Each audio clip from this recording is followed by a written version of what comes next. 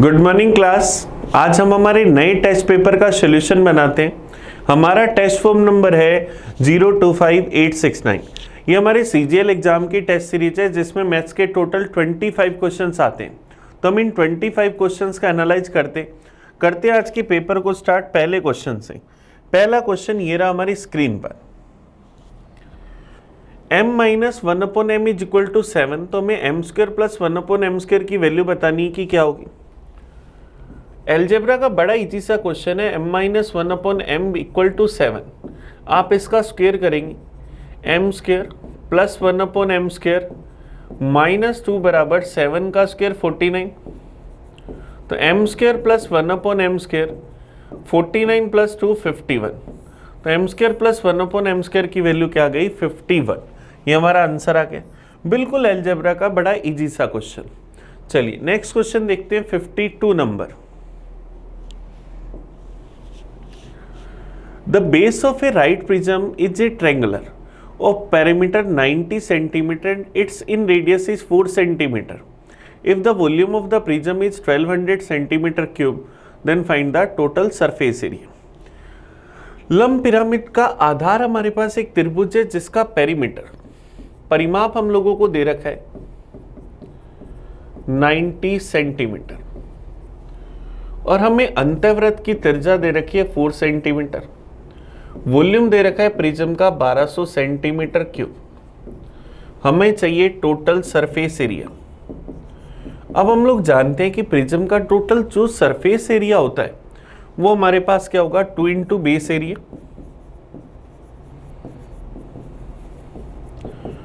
Plus base perimeter into में height. तो अब देखिए हमें यहां से हाइट भी चाहिए, बेस का एरिया भी चाहिए। अंतःवृत्त की त्रिज्या 4 है। हम जानते हैं अंतःवृत्त की त्रिज्या होती है डेल्टा अपॉन एस। डेल्टा होता है ट्रायंगल का एरिया, एस होता है सेमी पेरीमीटर। तो हमारे पास ट्रायंगल का एरिया सेमी पेरीमीटर निकाले, रेडियस है 4, डेल्टा सेमी पेरीमीटर क्या आएगा इसका आधा 45। तो डेल्टा की वैल्यू क्या आ गई 180। तो एरिया क्या आएगा 180 सेंटीमीटर स्क्वायर। ये हमारे पास आएगा। तो हमें बेस का एरिया मिल गया, लेकिन हमें हाइट भी चाहिए। वॉल्यूम हमें पता है क्या होता है बेस एरिया इनटू में हाइट। 1200 बराबर बेस एरिया 180, हाइट h। तो h की वैल्यू 1200 बटा 180। 0 से 0 गया, 6 से गया 20 बार, ये चला गया 3 बार। तो हाइट क्या आई 20 बटा 3 सेंटीमीटर। टोटल सरफेस एरिया निकाल लें। 2 इंटू बेस का area 2 into 180 plus base perimeter 90, height है 20/3। तो ये क्या बना 360। 3 से क्या 30 बार, 30 इंटू 20 600। 360 प्लस 600 960। तो total surface area 960 centimetre square. ये हमारा आंसर आ जाएगा ऑप्शन बी। ये हमारे पास प्रिज्म का क्वेश्चन है। चलिए नेक्स्ट क्वेश्चन देखते हैं 53। देखो 53 डीआई का क्वेश्चन है। क्या कह रहे हैं, the pie chart given below shows the run score by batsman in 5 inning. Total run score by batsman in all the 5 inning are 600। Run score by batsman in a particular inning is shown as a percentage of run score in all the 5 innings. चलिए total score 600 है। पारी ए में बनाए गए run D में बनाए गए रनों का कितना परसेंट है। पारी ए में बनाए 30 रन, डी में बनाए 25। तो 30-25 का कितना परसेंट है। परसेंटेज में चाहिए इंटू करा 100% से। 25 से क्या 4 बार, 30 इंटू 4 120%। तो ऑप्शन ए हमारा आंसर आ जाएगा। चलिए नेक्स्ट क्वेश्चन देखते हैं 54। Find the length of the arc if the angle at the center of the circle of radius 7 unit is 60 degree. हमें कह रहे हैं 7 इकाई त्रिज्या वाले वृत्त के केंद्र पर चाप द्वारा जो कोण बन रहा है वो 60 डिग्री है। तो हमें इस चाप की लंबाई चाहिए कि क्या होगी। हमारे पास रेडियस है 7 यूनिट। तो लेंथ ऑफ आर्क अगर निकालें तो आर्क की लेंथ निकालने का फॉर्मूला है 2 पाई r थीटा अपॉन 360 डिग्री। 2 पाई की वैल्यू 22/7, रेडियस हमारे पास 7, थीटा 60 डिग्री अपॉन में 360 डिग्री। 7 से 7 गया, ये गया 6 बार, 2 से गया 3 बार, तो 22/3 यूनिट। तो हमारा आंसर आ जाएगा 22/3 यूनिट। ऑप्शन डी इसका आंसर। चलिए नेक्स्ट देखते हैं क्वेश्चन 55। आप इसमें ये सोच सकते थे कि रेडियस जब 7 है तो सरकमफ्रेंस होती है 44। 60 डिग्री से टोटल 6 भाग हुए तो 44/6 या 22/3। ये डायरेक्ट आंसर आ सकता था क्योंकि 360 डिग्री बनता है पूरा, तो 60 डिग्री मतलब छठा भाग, तो 44/6। नेक्स्ट देखते हैं 55। A and B together can complete a work in 20 days. A और B किसी काम को 20 दिन में कर सकते हैं। B and C together can complete the work in 15 days. B और C 15 दिन में कर सकते हैं। A, B, C सभी मिलकर इस काम को 10 दिन में कर सकते हैं। तो हमें बताना है A और C मिलकर इस काम को पूरा करने में कितने दिन लेंगे। तो सबसे पहला काम, सबसे टोटल वर्क निकाला, टोटल वर्क आया 60। ए बी की एफिशिएंसी 3, बी और सी की एफिशिएंसी 4 और तीनों की एफिशिएंसी 6। अब देखो तीनों मिलकर लगाते हैं 6 पेड़, जिसमें से ए और बी लगाते हैं 3 पेड़, तो सी कितने पेड़ लगाता होगा 3। तीनों मिलकर लगाते हैं 6 पेड़, बी और सी लगाते हैं 4 पेड़, तो ए कितने पेड़ लगाता होगा 2। ए की एफिशिएंसी 2, सी की 3, तो दोनों की टोटल एफिशिएंसी 5। तो दोनों इस काम को करने में कितना टाइम लेंगे, total work upon efficiency 60/5 12 days. तो दोनों मिलकर इसे कितने समय में पूरा कर देंगे, 12 दिन में। ऑप्शन बी हमारा आंसर आ गया। नेक्स्ट क्वेश्चन देखते हैं, question number 56। Mark price of a computer is 80,000 if is sold for 65,280 rupees after 2 successive discount. One discount is 15%, then what is the value of other discount? हमें पता है MRP 80,000, इस पर दिया गया डिस्काउंट 1 जो है वो है 15%, तो 80,000 का 15% 12,000। 12,000 रुपये का डिस्काउंट दिया तो इसको बेचना कितने में चाहिए था, 68,000 68,000 रुपये में, लेकिन इसको बेच कितने में दिया, 65,280 रुपये में। 65,280 रुपये में बेचा 68,000 वाली चीज को, तो कितना लॉस हुआ या कितना डिस्काउंट दिया।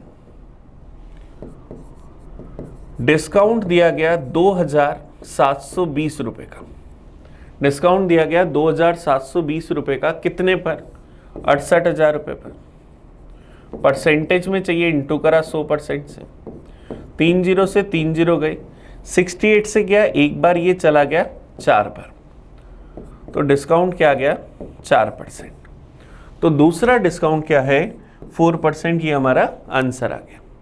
चलिए नेक्स्ट क्वेश्चन देखते हैं 57। The base of right pyramid is an equilateral triangle with area 16√3 centimeter square. If area of one of lateral face is 30 centimeter square, then the height is. हमें पता है सम पिरामिड का आधार एक समबाहु त्रिभुज है।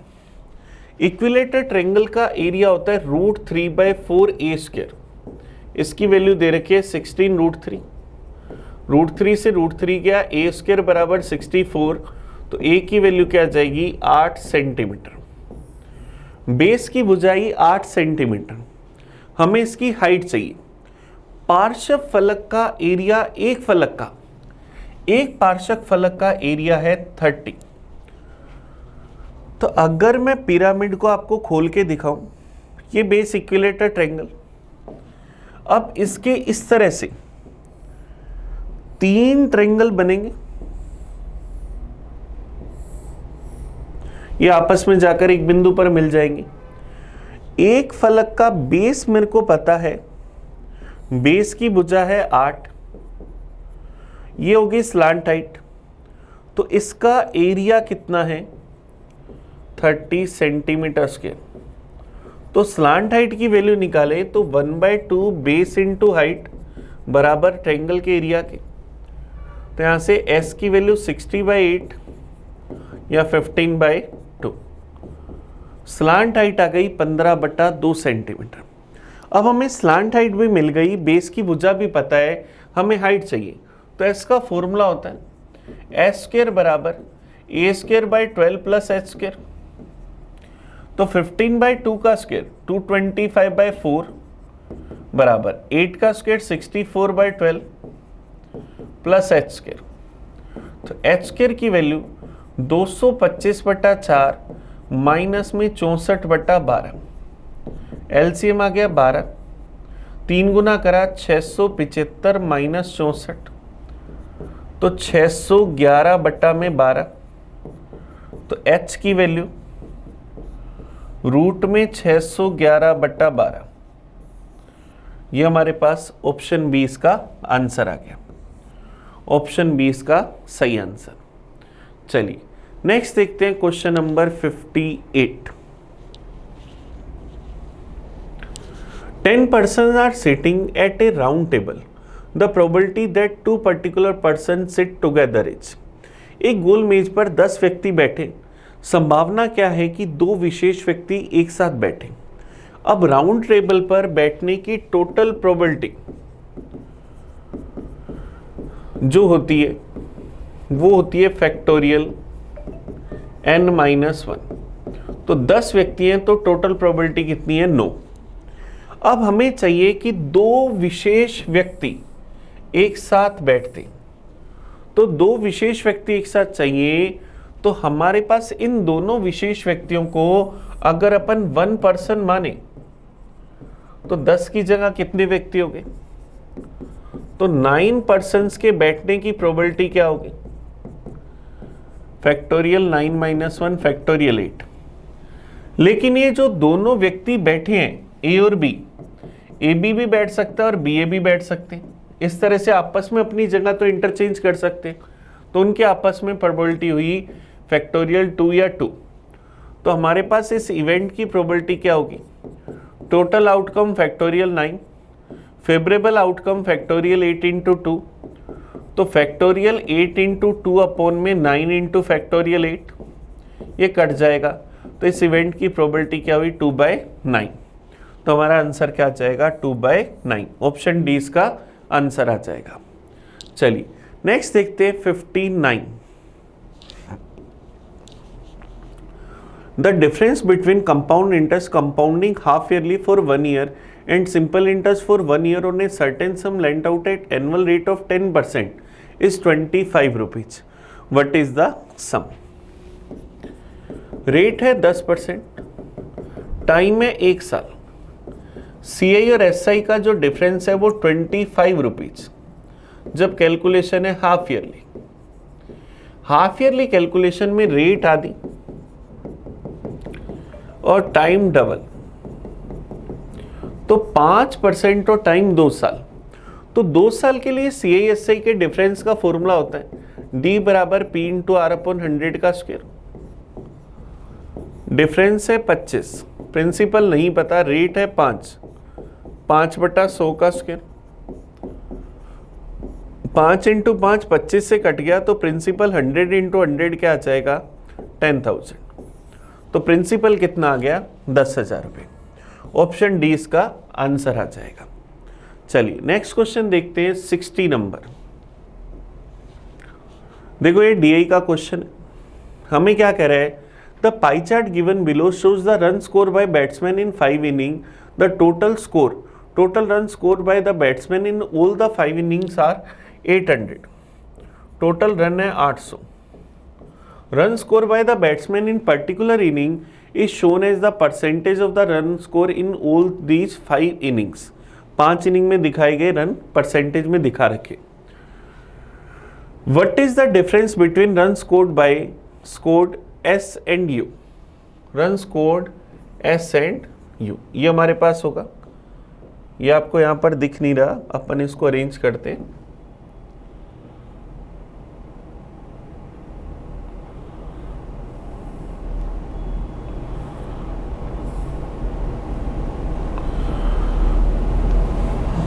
चलिए यहां मैं लिख देता हूं scored in S and you.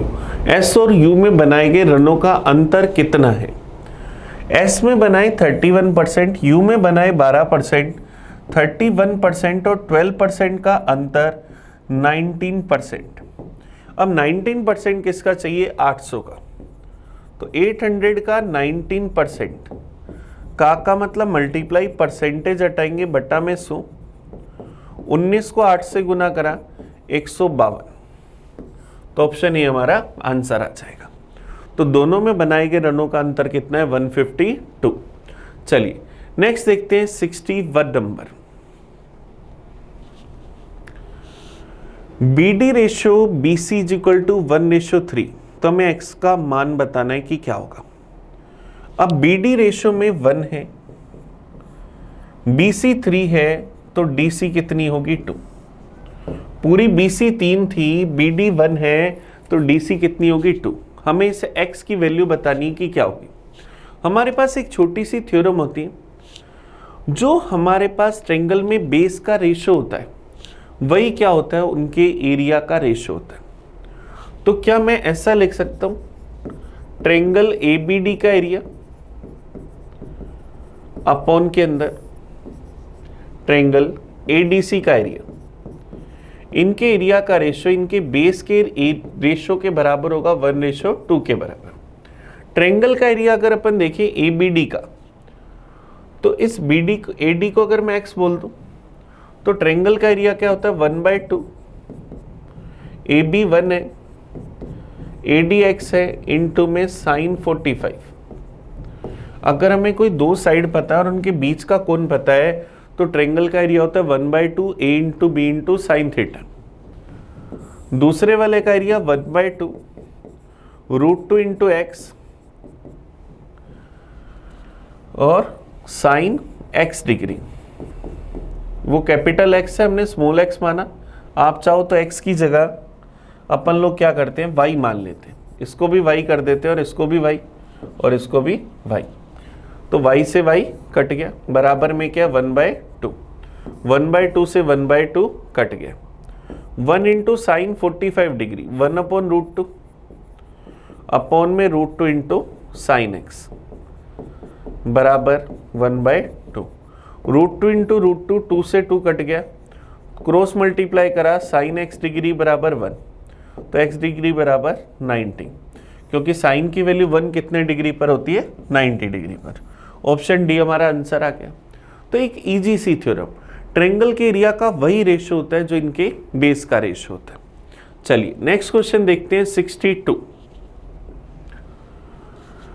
6 sec theta बराबर 10, तो हमें इसकी वैल्यू बतानी। अब 6 sec थीटा बराबर 10 है, तो sec थीटा बराबर 10/6 या 5/3। sec थीटा होता है हाइपोटेनियस अपॉन बेस। इसका मतलब मेरे पास एक राइट एंगल ट्रायंगल है जिसमें बेस है 3 और हाइपोटेनियस 5, तो परपेंडिकुलर 4। हमें वैल्यू फाइंड करनी है 5 कोसेक थीटा माइनस के अंदर 3 कोट थीटा अपॉन के अंदर 4 कोस थीटा प्लस 3 साइन थीटा।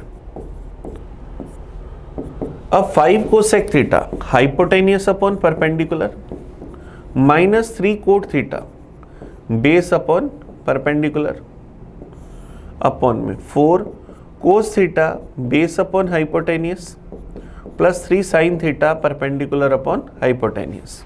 तो हम क्या लिखेंगे? 5 इंटू हाइपोटेनियस 5 परपेंडिकुलर 4 माइनस में 3 इंटू 3/4 अपॉन में 4 इंटू 3/5 प्लस 3 इंटू 4/5। तो 25/4 माइनस में 9/4 बटा में आएगा 12/5 प्लस 12/5। तो 25 माइनस 16/4 24/5, 4 से गया 4 बार, 4 से गया 6 बार, तो वैल्यू क्या आई 5/6। ऑप्शन ए हमारा आंसर आ गया। तो 62 का आंसर आया ऑप्शन ए। चलिए नेक्स्ट देखते हैं question number 63। Shivam purchase 2 watches, first for ₹12,000 and second for 20,000. He sold both of the watches, first one at the profit of 10% and second at a loss of 20%. What is the overall profit or loss? 2 घड़ियां खरीदी, पहले का cost price 12,000, दूसरे का cost price 20,000। पहले पर profit हुआ 10% का, दूसरे पर उसे लॉस हुआ 20% का। तो ओवरऑल प्रॉफिट या लॉस बताना है। तो 12,000 का 10% प्रॉफिट मतलब 1,200 रुपए, 20,000 रुपए पर लॉस 20% का मतलब 4,000 रुपए। 1,200 का प्रॉफिट हुआ, 1,200 रुपए बचे, 4,000 का नुकसान हो गया, तो टोटल क्या हुआ 2,800 रुपए का नुकसान। माइनस किसको दिखा रहा है, लॉस को, तो 2,800 रुपए की हानि हुई। ऑप्शन ए हमारा आंसर आ गया। नेक्स्ट देखते हैं 64। What is the value of this? हमें इसका मान बताना है कि क्या होगा। हमारे पास है 1 + x अपॉन में 1 - x²। डिवाइड को अगर मैं इनटू में बदलूं तो 1 - x⁴ अपॉन में 1 + x, माइनस में 1 - x⁴ अपॉन में 1 - x, इनटू के अंदर 1 + x अपॉन 1 - x²। ये हम लोगों को दे रखा है। तो देखो सबसे पहले 1 + x से 1 + x कट गया।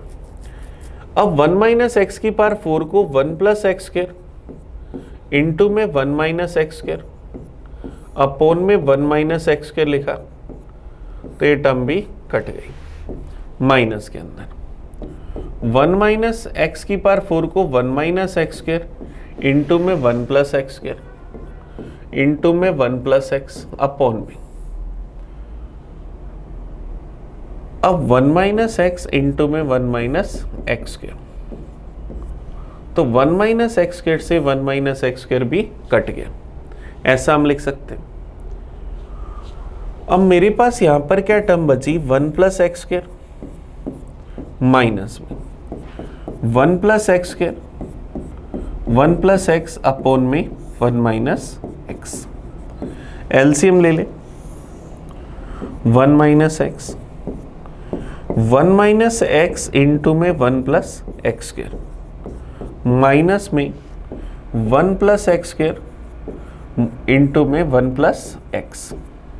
अब देखिए ध्यान देना, अगर अपन इनको मल्टीप्लाई करें, 1 को 1 से मल्टीप्लाई करा 1 को मल्टीप्लाई करा x² से plus x², minus x minus x³,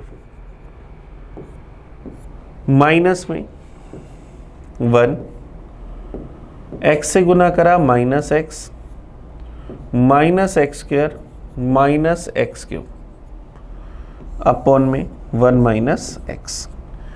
plus का 1 माइनस का 1 कट गया, प्लस का x² माइनस का x² कट गया, तो मेरे पास क्या आया -2x माइनस 2x³ अपॉन में 1 - x। 2x मैं यहाँ से कॉमन ले लूँ, माइनस कॉमन लेकर नीचे भेज दूँ तो x - 1 बनेगा, ऊपर क्या बनेगा x² + 1, ये मेरे पास बन जाएगा। तो ये कौन सा ऑप्शन हो गया, ऑप्शन नंबर सी। तो ऑप्शन सी इसका हमारे पास सही आंसर आ गया।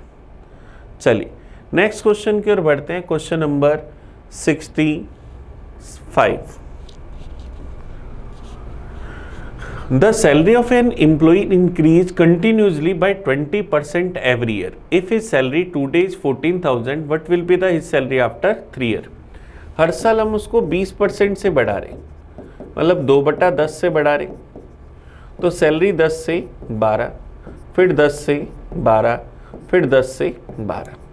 तो इनिशियली सैलरी उसकी कितनी थी 1,000, 12 का क्यूब 1728, 1000 से कितनी होगी 1728।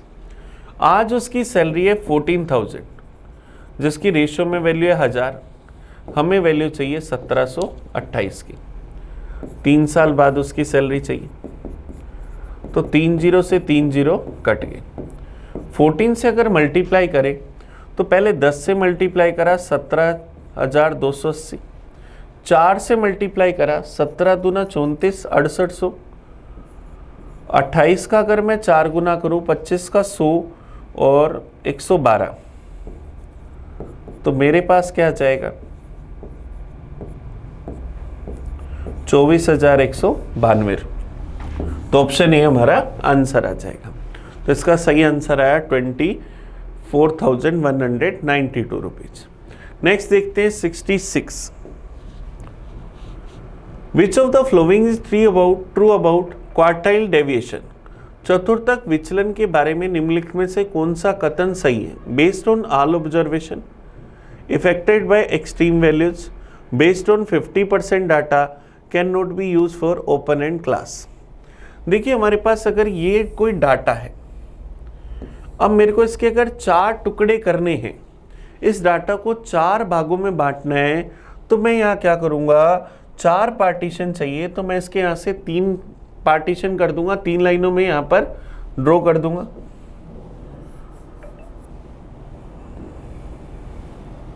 तीन लाइनें हमें ड्रॉ करनी है, तो एक पार्टीशन ये रहा, दूसरा ये रहा और ये 3 लाइनें। तो ये बना Q1, मेरे पास बना Q2, Q3 और Q4। अब क्वार्टाइल डेविएशन चतुर्थक विचलन हमें निकालना है। ये हमारे पास क्या होता है Q3। क्वार्टाइल डेविएशन अगर अपन बात करें, हमने इसको 4 क्वार्टाइल में बांट दिया, तो क्वार्टाइल डेविएशन चतुर्थक विचलन जो हमारे पास होता है वो हमारे पास क्या होता है Q3 माइनस Q1। डाटा को मुझे 25-25% के 4 टुकड़े करने। विच of the following is true about quartile deviation. Quartile मुझे अगर डाटा को 4 भागों में बांटना है, तो मैंने इस तरह से 3 पार्टीशन कर दी।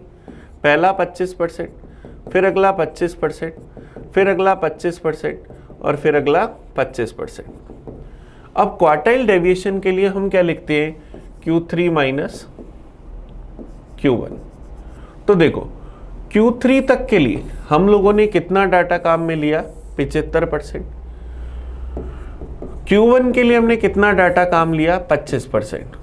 तो हमारे पास डाटा सिर्फ कितना काम आया 50%। तो मेरे पास क्या आया बेस्ड ऑन 50% डाटा।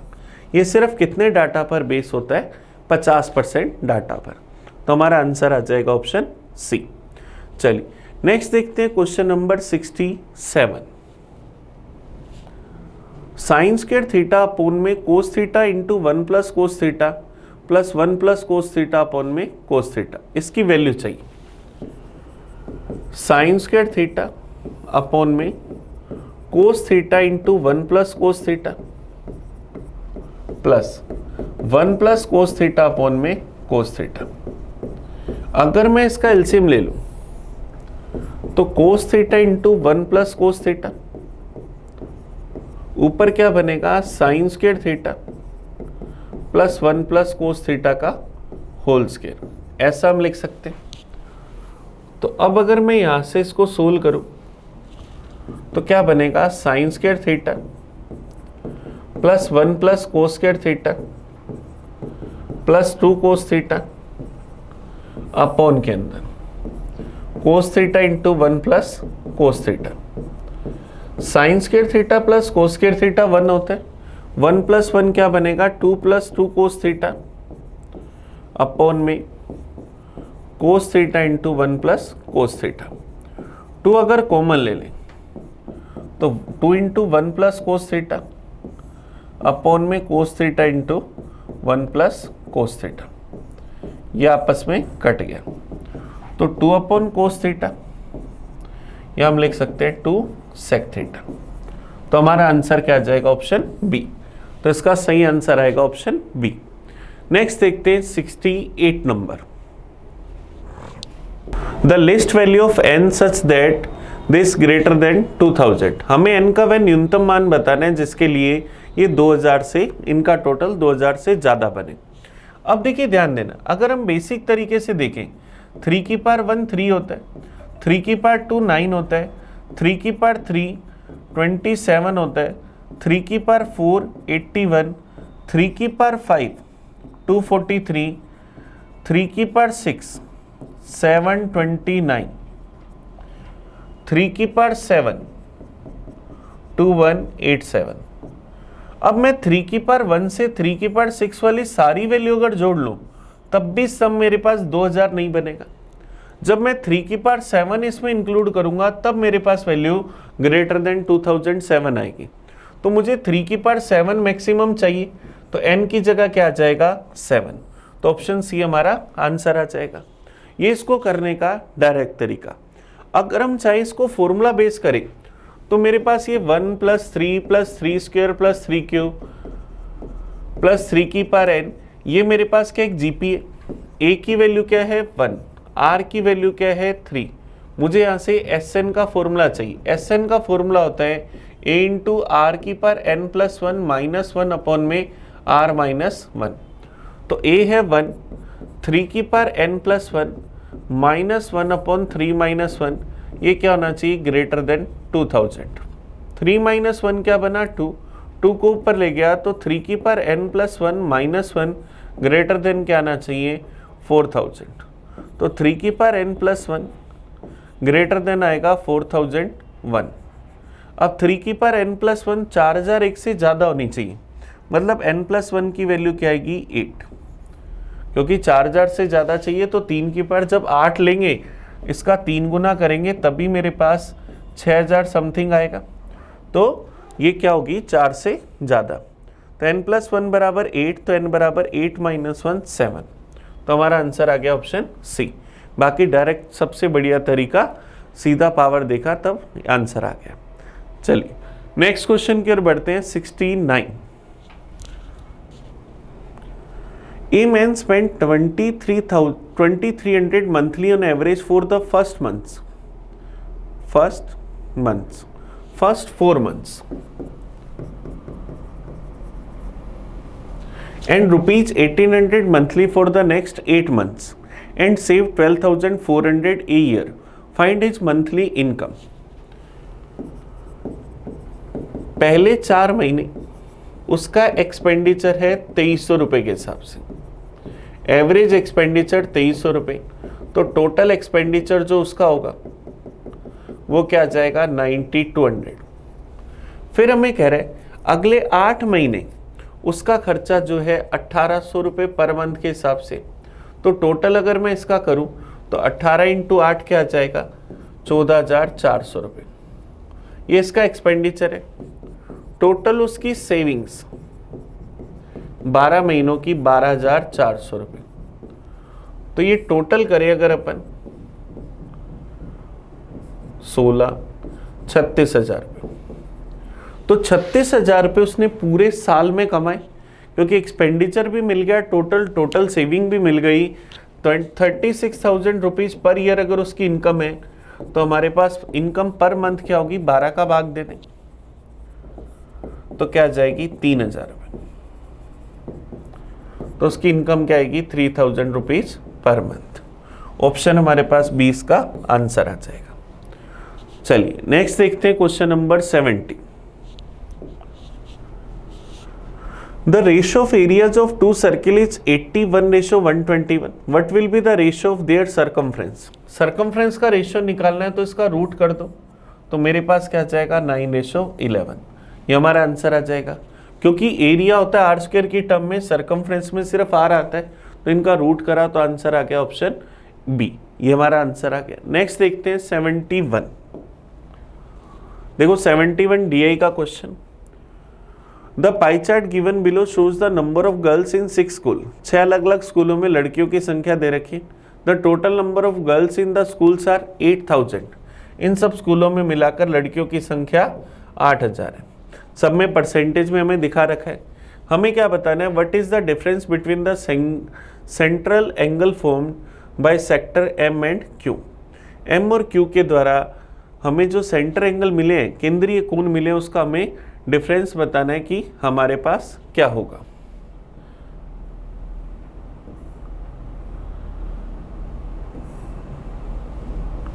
चलिए देखिए, आपको एंगल दिख रहा है, पहले एंगल नहीं दिख रहा था। एम और क्यू के द्वारा बनाए गए केंद्रीय कोणों के बीच में अंतर, एम के लिए 37 डिग्री, क्यू के लिए 14%। एम है 37%, क्यू है 14%। दोनों का अगर मैं डिफरेंस निकालूं तो मेरे पास क्या जाएगा, 23%। अब मुझे पता है 100% की वैल्यू 360 डिग्री, मुझे वैल्यू चाहिए 23% की। तो 360 डिग्री वैल्यू 100% की, मुझे वैल्यू चाहिए 23% की। परसेंटेज से परसेंटेज गया, 0 से 0 गया, 6 तिया 18, कैरी आ गई 1, 9 और 12 और 1, 10 और 22, 2, 3 दूनी 6, 2 8, भाग दूंगा 10 का तो 82.8 डिग्री। ये हमारा आंसर आ जाएगा ऑप्शन सी, 82.8 डिग्री। नेक्स्ट देखते हैं question number 72। In a cyclic quadrilateral EFGH, E is opposite to G, E अगर 95 डिग्री है, what is the value of G? चक्रीय चतुर्भुज में आमने सामने के कोणों का योग 180 डिग्री होता है, तो एंगल E और G का सम 180 डिग्री। E अगर 95 डिग्री है तो G एंगल निकालें तो 180 डिग्री में से 95 डिग्री घटा दें तो क्या आ जाएगा, 85 डिग्री। तो एंगल G की वैल्यू क्या आ जाएगी, 85 डिग्री। ये हमारा आंसर आ गया। बस हमें इतनी सी प्रॉपर्टी पता होनी चाहिए कि साइक्लिक क्वाड्रिलेटर के आमने सामने वाले एंगल का सम 180 डिग्री होता है। नेक्स्ट देखते हैं 73। Find the area of the circle which radius is equal to the side of a square which perimeter is 196 metre. हमारे पास स्क्वायर का पेरीमीटर होता है 4a, इसकी वैल्यू 196 मीटर, तो a की वैल्यू क्या आ जाएगी, 49 मीटर। अब हमें पता है वृत्त का एरिया बताना है जिसकी त्रिज्या वर्ग की भुजा के बराबर है। इसका मतलब सर्किल की रेडियस भी क्या हुई, 49 मीटर। हमें क्या करना है, इसका एरिया बताना है। सर्किल का एरिया होता है पाई आर स्क्वायर, पाई की वैल्यू 22/7 इंटू में 49 का स्क्वायर, 7 से गया 7 बार, 22 को 7 से मल्टीप्लाई करा तो 154 इंटू 49, 154 को 49 से गुना करें, 50 से अगर मैं गुना करूं तो 7700, 154 घटा दूं, 49 से गुना करना है तो क्या आ जाएगा, 7546। तो आंसर क्या आ जाएगा, 7546 मीटर स्क्वायर। ये हमारा आंसर आ गया। नेक्स्ट देखते हैं क्वेश्चन नंबर 74।